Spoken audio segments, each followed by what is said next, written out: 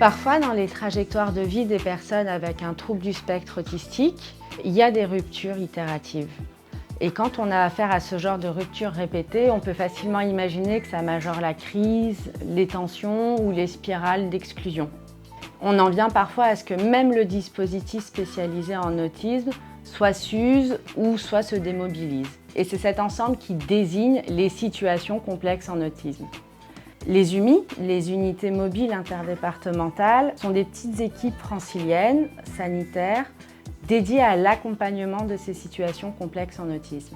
L'UMI-Centre, notre équipe mobile, intervient sur Paris et les Hauts-de-Seine et on travaille nécessairement à la demande des familles ou des représentants légaux et des services.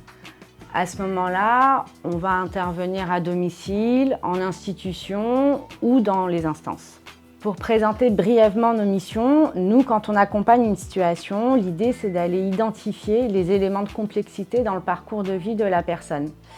C'est-à-dire qu'on va devoir discuter avec la famille et discuter aussi avec les services qui ont accompagné ou qui accompagnent encore la personne aujourd'hui. C'est un peu ça notre force, c'est qu'on est amené à faire beaucoup de liaisons entre ces différents services, que ce soit des services de soins somatiques, psychiatriques, des associations de loisirs spécialisées, et le dispositif médico-social.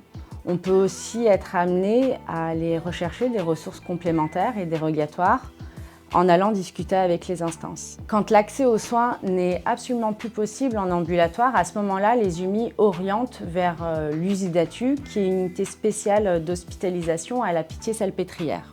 Il y a deux temporalités quand on accompagne une situation complexe.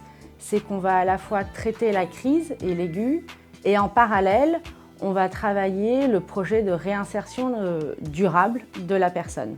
En fait, l'UMI, c'est une équipe mobile qui s'appuie sur l'existant, dans le sens où on ne se substitue pas au dispositif et qui part nécessairement d'une expertise de terrain, avec toujours en tête de placer l'intérêt supérieur du patient au cœur du débat.